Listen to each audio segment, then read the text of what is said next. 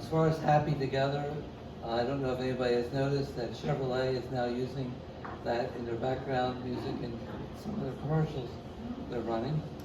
So first of all, it's obvious that Blaine did not check the Eagles schedule before scheduling this little gathering. Second of all, People Magazine just came out with their Sexiest Man of the Year, and I'm sorry to say that it was not Blaine, nor was it me.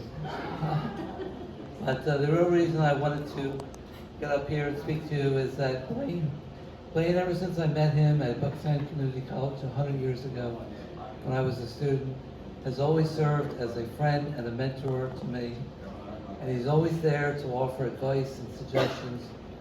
About 10 years ago, I was speaking with him, and he said, you're really funny. He said, you ought to think about trying your hand at stand-up comedy. I said, well, I can't do stand-up, I have to do sit-down comedy. And he says, well, I have a friend who was a former student, and he owns the Comedy Cabaret. And that gentleman happens to be here, sitting over there, Mr. Andy Scarpati. He said, I'm going to talk to him and see what I can do. If you know anything about Blaine, he doesn't take no for an answer. So I kind of said, okay, I'm in. And he calls me back and he said, I got you all set up for the Comedy Cabaret in Doylestown. The only problem is they don't have an elevator. He said, do you think you can have John and Joe, carry you up the steps? John and Joe are two of my best friends who I met at Bucks. They're the same age as me.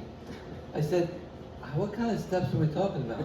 Well, it's a full flight, and they're narrow as hell. I said, I think I'll pass. So then I opened up my big mouth and I said, well, they have another comedy cabaret in Northeast Philly, and it's on the first floor. Blaine says, I'll get back to you. So he sets it up with Andy, and I made my debut 10 years ago, and I was so nervous. And I brought my wooden ramps to get up onto the stage, and Blaine was going to introduce me.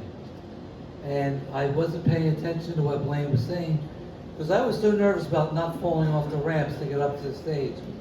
When I finally got up there, this is what greeted me. Blaine put the microphone back in the stand.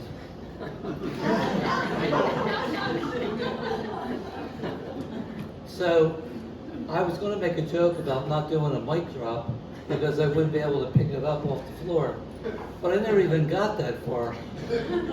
So all I have to say is the moral of the story is Blaine is a friend who never leaves you hanging.